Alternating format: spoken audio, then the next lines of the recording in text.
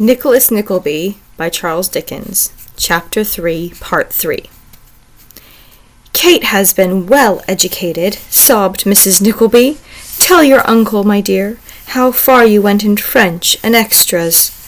The poor girl was about to murmur something when her uncle stopped her, very unceremoniously. "We must try and get you apprenticed at some boarding school," said Ralph. "You have not been brought up too delicately for that, I hope." "No, indeed, uncle," replied the weeping girl. "I will try to do anything that will gain me a home and bread." "Well, well," said Ralph, a little softened, either by his niece's beauty or her distress. "Stretch a point and say the latter." "You must try it, and if the life is too hard, perhaps dressmaking or tambour work will come lighter. Have you ever done anything, sir?" turning to his nephew. "No," replied Nicholas bluntly. "No, I thought not," said Ralph. "This is the way my brother brought up his children, ma'am." "Nicholas has not long completed such education as his poor father could give him," rejoined Mrs. Nickleby, "and he was thinking of making something of himself some day," said Ralph. "The old story, always thinking and never doing.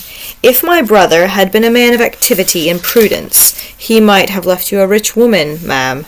If he had turned his son into the world, as my father turned me, when I wasn't as old as that boy by a year and a half, he would have been in a situation to help you, instead of being a burden upon you, and increasing your distress. My brother was a thoughtless, inconsiderate man, Mrs. Nickleby, and nobody, I am sure, can have better reason to feel that than you." This appeal set the widow upon thinking that perhaps she might have made a more successful venture with her £1,000, and then she began to reflect what a comfortable sum it would have been just then. Which dismal thoughts made her tears flow faster, and in the excess of these griefs she, being a well-meaning woman enough, but weak withal, fell first to deploring her hard fate, and then to remarking with many sobs that, to be sure, she had been a slave to poor Nicholas, and had often told him she might have married better, as indeed she had very often, and that she never knew in his lifetime how the money went, but that if he had confided in her, they might all have been better off that day.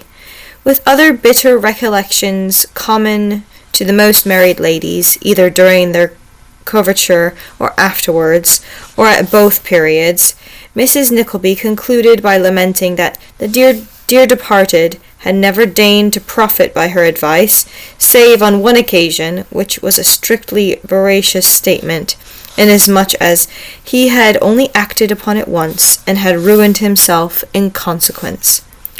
Mr. Ralph Nickleby heard all this with half a smile, and when the widow had finished, quietly took up the subject where it had been left before the above outbreak.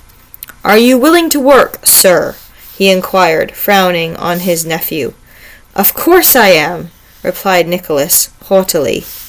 "Then see here, sir," said his uncle. "This caught my eye this morning, and you may thank your stars for it." With this exordium, Mr. Ralph Nickleby took a newspaper from his pocket, and after unfolding it, and looking for a short time among the advertisements, read as follows: "Education. At Mr. Wackford Squeers's Academy, Dotheboys Hall, at the delightful village of Dotheboys, near Greta Bridge in Yorkshire.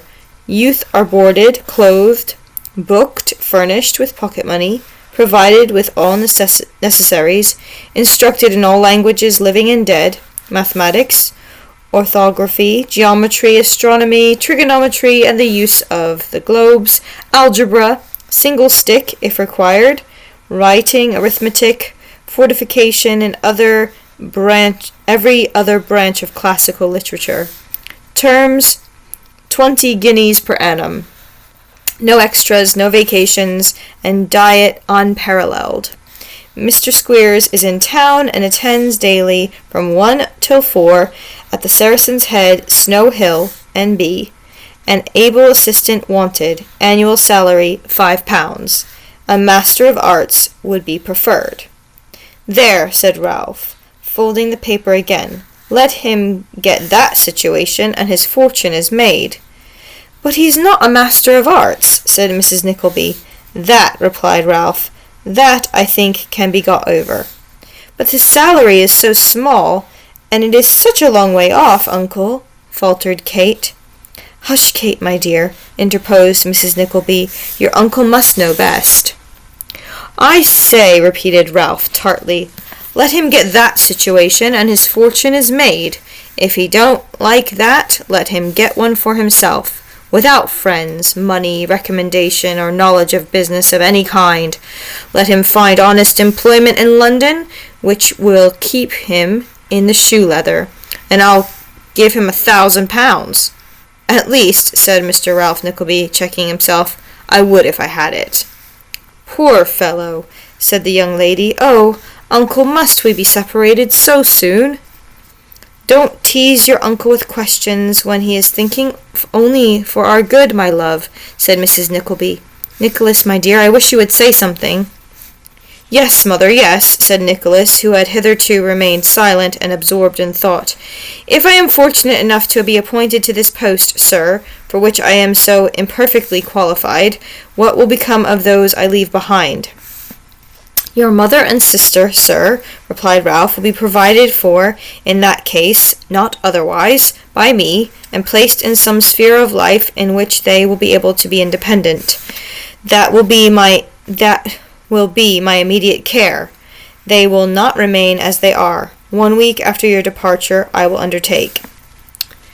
Then, said Nicholas, starting gaily up and wringing his uncle's hands, I am ready to do anything you wish me.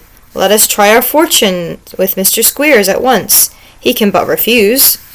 He won't do that, said Ralph. He will be glad to have you on my recommendation. Make yourself of use to him, and you'll rise to be a partner in the establishment in no time.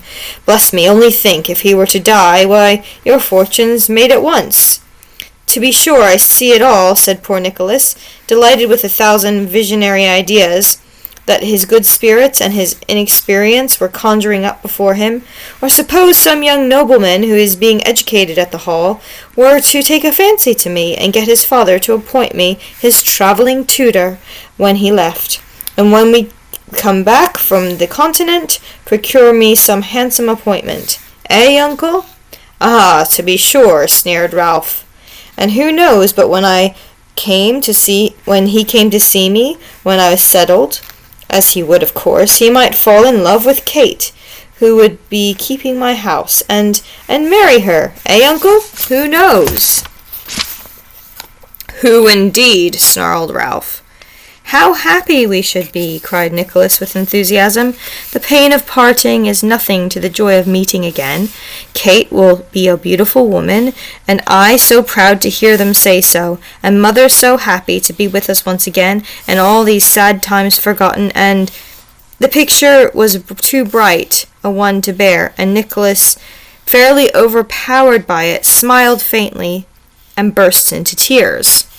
This simple family, born and bred in retirement and wholly unacquainted with what is called the world, a conventional phrase which, being interpreted, often signifieth all the rascals in it, mingled their tears together at the thought of their first separation, and this first gush of feeling over, were proceeding to dilate with all the buoyancy of untried hope on the bright prospects before them, when Mr. Ralph Nickleby suggested that if they lost time, some more fortunate candidate might deprive Nicholas of the stepping stone to fortune, which the advertisement pointed out, and so undermine all their air-built castles.